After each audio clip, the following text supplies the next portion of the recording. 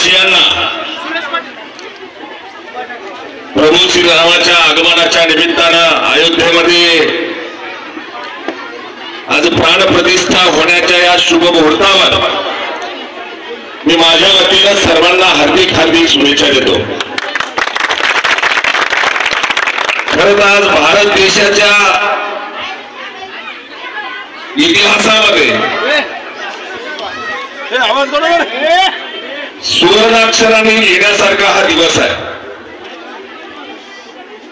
मागच्या 500 वर्षापासून प्रभू श्रीरामाची जन्मभूमी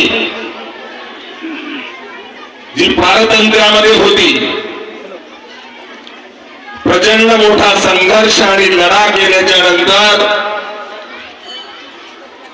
सर्वोच्च न्यायालयाने आपल्या बाजूने निकाल दिला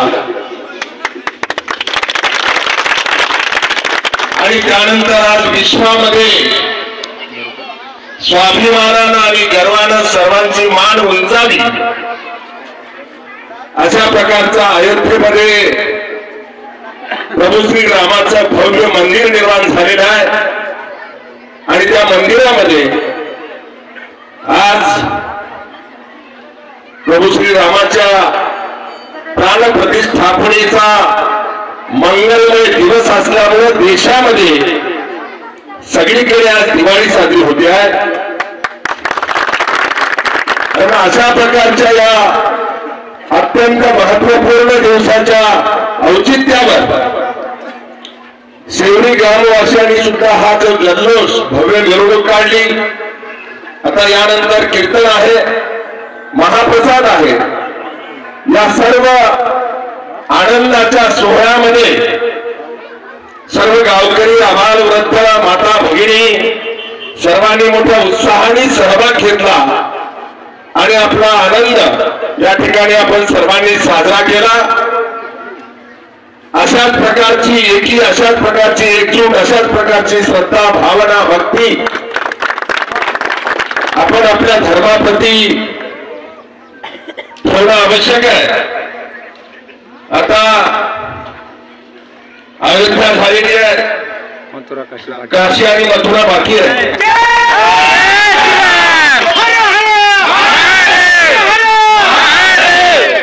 आणि ही एकजूट आणि ही एकी बघितल्याच्या नंतर नक्कीच हिंदुस्थानमध्ये आपल्याला स्वाभिमानाचे दोनही दिवस पुढचे बघायला मिळतील अशा प्रकारची अपेक्षा व्यक्त करतो आणि सर्व गावकऱ्यांना, आबालवृद्धांना, खास करून तरुणांचा जल्लोष जो आहे तो वाखाणण्याजोगा आहे।